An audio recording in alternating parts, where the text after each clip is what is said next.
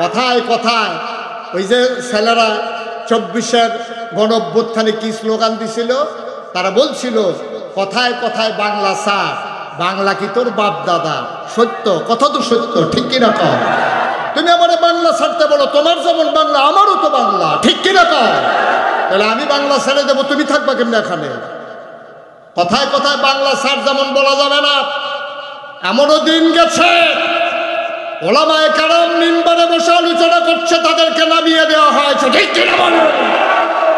এমনও দিন গেছে মঞ্চ থেকে কোরআনের আলোচনা থামিয়ে দিয়ে তাদেরকে বেইজ্জতি করে আলেমদেরকে নামিয়ে দেওয়া হয়েছে।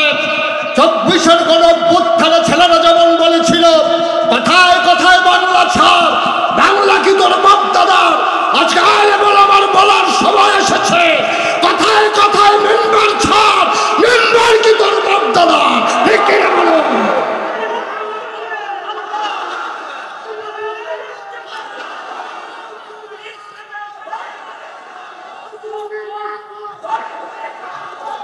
কোথায় কোথায় বাংলা সাদ,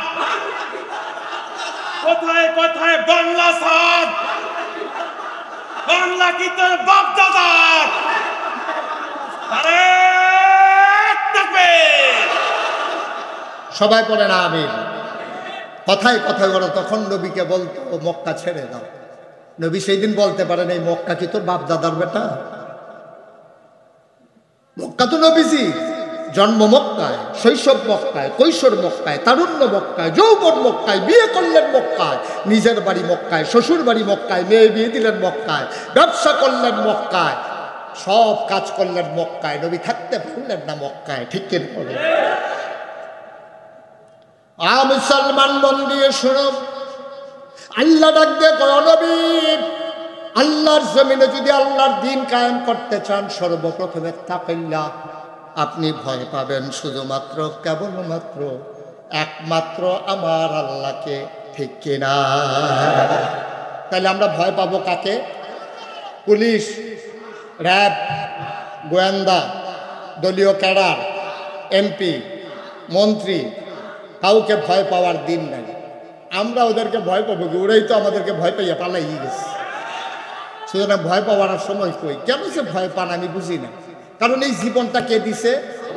নেবে কে? 1 ঘন্টা আগে নেওয়ার ক্ষমতা কারো আছে? 1 মিনিট, 1 সেকেন্ড?